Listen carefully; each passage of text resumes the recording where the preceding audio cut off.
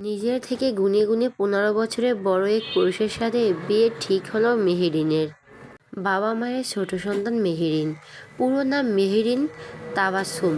বয়স তার সবে 17। মাধ্যমিক এক্সামের গণ্ডি পেরিয়েছে, 3 মাসের কাছাকাছি হবে। যদি রেজাল্ট বের হয়ে যেত, কিন্তু করোনার জন্য তা থমকে গেছে। তাই এখন অপেক্ষায় ছিল রেজাল্টের। অথচ রেজাল্ট আসার আগেই তার দোরগোড়ায় বিয়ে এসে হাজির। নওগাঁ জেলার মহাদেবপুরে বসবাস করে মেহেরিন। মেহেরিনের বাবা মোতায়েব ভূঁইয়া একজন ব্যবসায়ী, আর মা সানজিদা বেগম একজন গৃহিণী। মেহেরিনের পরিবারের মা বাবা, বড় বোন শেরিন আর শেরিনের বিয়ে হয়ে গেছে প্রায় বছর 2 আগে। গ্রামে বসবাস করা স্কুলে গণ্ডি পার হলে মেয়েদের বিয়ে দিয়ে দেওয়া নিয়ে বাবা মায়ের মাঝে একটা তোড়জোড় দেখা যায়। শেরিনের বেলাতেও এমনটাই হয়েছিল। শেরিনের মধ্যবিত্ত শেষ হতেই তার ফুপি একটা প্রস্তাব নিয়ে আসে। সেখান থেকে দেখা সাক্ষাৎ কথাবার্তা বলে বিয়ে অবধি আগায়। বিয়েতে অবশ্য মেয়েদের মতামত খুব একটা নেওয়া হয় না, যার দরুন বিয়ে ঠিক হওয়ার পর জানিয়ে দেওয়া হয়। মেহেরিনের বেলাতেও সেই ঘটনায় পুনরাবৃত্তি ঘটল। তার ফুপি কয়েকদিন ধরে মেহেরিনদের বাসায় ঘুরঘুর করছিল, বাবা মায়ের সাথে ফিসফিস করত। পরে অবশ্য মেহরিন জানতে পারল তাকে পাত্রপক্ষ দেখতে আসবে। কথাটা শোনা মাত্রই মন ভার হয়ে গিয়েছিল মেহরিনের। খুব ইচ্ছে ছিল তার পড়াশোনা করার। কলেজে ভর্তি হয়ে উচ্চ মাধ্যমিকটা শেষ করে মেডিকেলের জন্য পড়বে, কিন্তু সেই স্বপ্নটা বোধহয় এই জন্মে আর পূরণ হবার নয়। রোজার ঈদের পরের দিন মেহরিনের ফুপু আসলো পাত্রপক্ষকে সাথে নিয়ে। পাত্রের মা বাবা আর ছোট বোন এসেছে। পাত্র আসেনি। পাত্রের মা হাতে একজোড়া বালা পরিয়ে বিয়ের দিনক্ষণ ঠিক করে গেছে। আজ থেকে গুনে গুনে 1 মাস পর তার বিয়ে। মেহরিন ক্যালেন্ডারের সামনে দাঁড়িয়ে আজ থেকে 30 দিন পরের তারিখটা বারবার দেখছে। আজ থেকে মে মাসের 24 তারিখের সাল 2020। জুনের 26 তারিখ তার বিয়ে। যার সাথে বিয়ে তাকে মেহরিনের দেখা হয়নি। লোকটা কেমন হবে? আচ্ছা, লোকটা কি খুব বুড়ো? মাথার চুল দাড়ি পেকে গেছে? তার সাথে দাঁড়ালে কি মেহরিনকে খুব বেমানান লাগবে? কথাগুলো ভাবতেই বুকটা চিনচিনে ব্যথা করলো। চোখ দিয়ে বের হলো ছোট থেকে চাপা স্বভাবের মেহেরিন। বাবা মা যা বলে তা বিনা বাক্যে মেনে নেয়। কিছুটা ঘরকুটো, তবে সে কল্পনাপ্রবল মেয়ে। ভদ্র মেয়ের যা যা গুণ থাকা উচিত সেসব সব বিদ্যমান মেহেরিনের মাঝে। বাবা মায়ের এতটাই বাধ্য মেয়ে সে, যে জীবনে কোনো ছেলের সাথে প্রেমের সম্পর্কে জড়ায়নি। জড়াবে কি করে? বোঝা হওয়ার পর থেকে তার মা বাবা প্রায় সময় বলেছে প্রেম ভালোবাসা বিয়ের আগে নয়। তাছাড়া প্রেম ভালোবাসা করলে বাবা তাকে আস্ত রাখবে না। যার দরুন ভয়ে হোক আর বাবার মায়ের বাধ্য মেয়ে হয়ে হোক, প্রেম করাটা আর হয়ে ওঠেনি। সে সব প্রেম ভালোবাসা জমাতে শুরু করলো তার ব্যক্তিগত পুরুষের জন্য। কখনো ডায়েরি পাতার ভাঁজে তো কখনো আট পৌরে শাড়িতে আয়নার নিজেকে দেখে। সেই জন্য তো আজ একটা টু শব্দও করেনি বিয়ে নিয়ে। আপার মুখে শুনেছে লোকটা রাজনীতির সাথে জড়িত। ঠিক কী করে রাজনীতিতে তা জানা হয়নি মেহেরিনের। নাম কি সেটাও জানে না। শুধু জানে তার থেকে বয়সে বড় এক লোকের সাথে তার বিয়ে। মেহরিন বারান্দায় এসে দাঁড়ালো। পরনে তার লাল জামদানি শাড়ি। শাড়িটা গত মাসে মেহরিনের বাবা নিজে পছন্দ করে এনেছিল। মোতালেব ভূঁইয়া বড় মেয়ের তুলনায় ছোট মেয়েকে একটু বেশিই ভালোবাসেন। মেহরিনও বাবা বলতে পাগল। হাতে এখন বিদ্যমান স্বর্ণের বালাজোড়া। বেশ স্বর্ণ আছে এতে। বড় ঘরে যে তার বিয়ে হচ্ছে তার বুঝতে বাকি নেই। আচ্ছা, বড় ঘরের লোকেরা কি ছিন্নময় হয়? তারা কি বুঝবে মেহরিনকে? কে জানি কি আছে কপালে। মেহরিন কিছু চায়নি এই জীবনে, না টাকা পয়সা আর না ধন দৌলত। শুধু একটা সুন্দর জীবন, তার প্রিয় মানুষগুলোর সাথে আর একটু ভালোবাসা, ব্যাস। মেহেরিনের আর কিছু চাওয়ার ছিল না এই 17 বছর জীবনে। এখন না হয় সবটা ভাগ্যের উপর ছেড়ে দিল সে।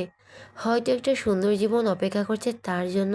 অপরিচিত কারো নামের পাশে পেছন থেকে বোনের গলা ভেসে আসলো। সে মেহেরিনকে ডাকছে। মেহেরিন চোখে আসা জলটুকু মুছে চেয়ারে গা এলিয়ে দিল।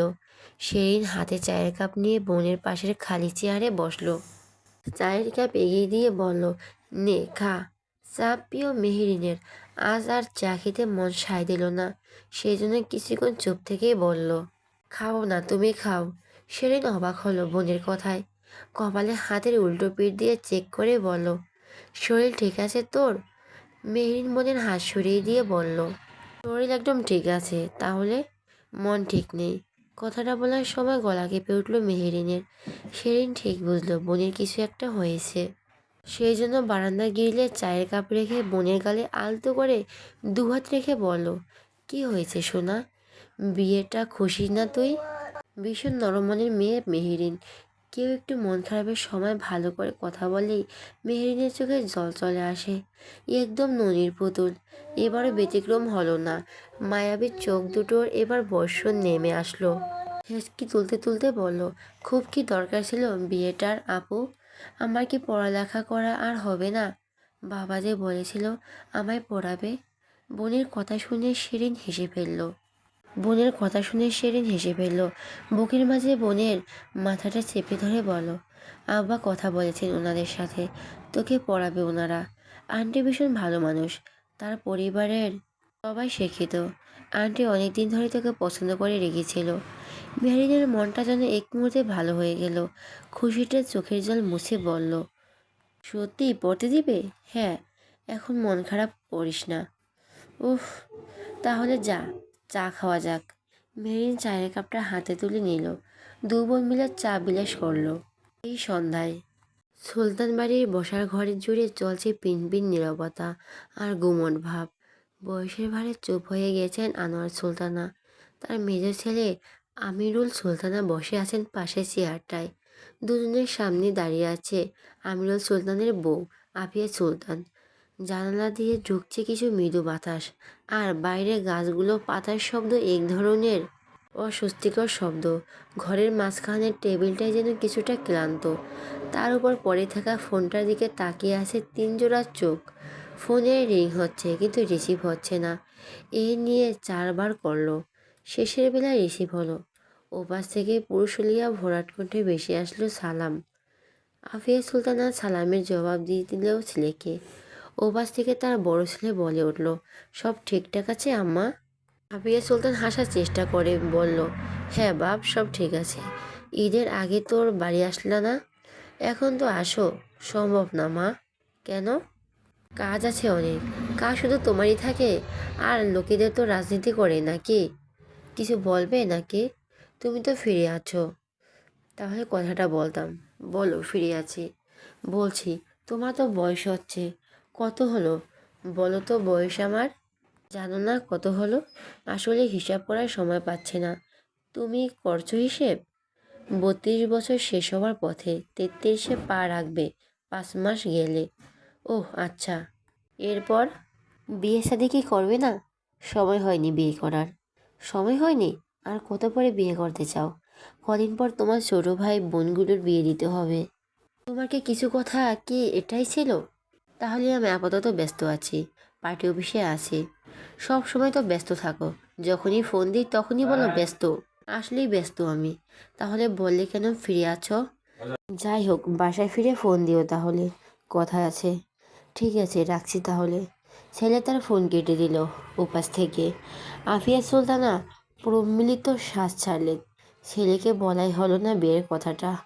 উহ, ছেলেটাও না উহ ছেলেটাও না একদম যা ইচ্ছে তাই। বিয়েতে কেন এত অ্যালার্জি থাকবে? পুরুষ মানুষ হবে বিয়ে পাগলা, তা না হয়ে তার ছেলে হলো বিয়ে বিয়ে বিদেশে। আফিয়া সুলতানা ফোন থেকে চোখ সরিয়ে সামনে তাকাতেই 2 জোড়া চোখ তার দিকে তাকিয়ে থাকতে দেখে বলল, তাকিয়ে আছেন যে এভাবে? আমিনুল সুলতানা সূক্ষ্ম চোখে স্ত্রীকে পর্যবেক্ষণ করে বলল, আগ বাড়িয়ে তো বিয়ের তারিখ ঠিক করে আসলে, এখন যদি তোমার ছেলে রাজি না হয় তখন? আহা, নেতিবাচক জিনিস চিন্তা করিও না তো, ইতিবাচক জিনিস চিন্তা করো। ঠিক রাজি হবে। বাবা আছে তো। আনোয়ারা সুলতানা ভরকে গেল। আমি আছি মানে? আমাকে দিয়ে কী করতে চাইছো বৌমা? আপনি শেষ ভরসা বাবা। আমি যদি রাজি করাতে না পারি তাহলে আপনি অসুস্থ হবার ভান করে ব্ল্যাকমেল করবেন। হলেও নাতিকে রাজি করাবেন। কতদিন আর কুমারী থাকবে আমার ছেলে বলুন? নিজ থেকে তো বললেন না বিয়ের কথা। আমিরুল সুলতানা হতাশার শ্বাস ফেলে বললেন, তাই বলে বাবা মিথ্যে অভিনয় করবে? তাহলে তুমি করো। একজন করলেই হবে। ছেলে মেয়েদের বিয়েতে রাজি করানোর জন্য এই ট্রিক্সটাই বেশি কাজের। আমিরুল সুলতান বসা থেকে উঠে যেতে যেতে বললেন, ভেবে দেখবো, আগে বলে দেখো বিয়ের কথাটা। মনে হয় না রাজি হবে। বর্ষার প্রথম সপ্তাহ এটা। মধ্যরাত থেকে বৃষ্টি শুরু হয়েছে। সেই বৃষ্টি এখনো থামার নাম নেয়নি। ঘন মেঘে আকাশ ঢেকে গেছে, যেন কোনো বিশাল অন্ধকার চাদরের মতো চারপাশে ছড়িয়ে পড়েছে। বাতাসের আর্দ্রতা ভেসে বেড়াচ্ছে, আর বৃষ্টির ফোঁটাগুলো ঝাঁকুনি দিয়ে পড়েছে। মাটিতে প্রথম সামান্য মাটির গন্ধ ছড়াচ্ছে, এরপর তা ঘন হয়ে যাচ্ছে। কিছুক্ষণ পর পর বৃষ্টি আরও বাড়ছে, যেন আকাশ তার সমস্ত বিষাদ ঢেকে দিচ্ছে পৃথিবীতে। নদী কিংবা পুকুরের জল স্তর একেবারে উঁচু হয়ে যাচ্ছে, পানি উপচে পড়ছে, ধান ক্ষেতগুলো বৃষ্টির পানিতে ডুবে যাচ্ছে। ধান এখনো কাটা হয়নি কৃষকদের। রাস্তার মানুষ চলাচল করতে পারছে না, সবার মাথার উপরে চাদর কিংবা ছাতা নিয়ে হাঁটছে। আর কিছু মানুষ ছাতা চাদর ছাড়াই দৌড়ে ছুটছে ধান ক্ষেতের দিকে। বারান্দায় দাঁড়িয়ে এসবই দেখছিল মেহেরিন। হাতে তার চায়ের কাপ। দিনে কম হলেও 10 কাপ চা খায় মেহেরিন। তাকে যদি ভাত না দিয়ে সারাবেলা চা দেওয়া হয়, তাতেও সে রাজি। সে ভীষণ কল্পনাবিলাসী, আবেগপ্রবণ মেয়ে। কল্পনা করে সেখানে বসবাস করতে পছন্দ করে। নিজের কল্পনা মাফিক বাড়ির উঠানটা পিছিল হয়ে আছে। আজ আর বাড়ি ছেড়ে বের হবে না এই বৃষ্টিতে। আজ সে একটু ডায়েরি লিখবে। অনেক দিন হলো লেখালেখি করা হয় না। লাস্ট ডায়েরিতে লিখেছিল এক্সামের আগের দিন রাতে। মেহরিন সব কিছু ডায়েরিতে আবদ্ধ করে রাখতে পছন্দ করে। মেহরিন বিশ্বাস করে মানুষ মরে গেলেও তার স্মৃতিগুলো মরে না। কোনো না কোনোভাবে কারো উছিলায় তা বেঁচে থাকে। হয়তো একদিন মেহরিন থাকবে না, কিন্তু তার ডায়েরিটা ঠিকই থেকে যাবে। ঠিকই ডায়েরির প্রকৃতি মালিকবিহীন। মেহরিন চাটা শেষ করে রুমে ফিরে আসলো। বিছানায় তাকিয়ে দেখলো তার বোন এখনও শুয়ে আছে। ভীষণ অলস তার বোন।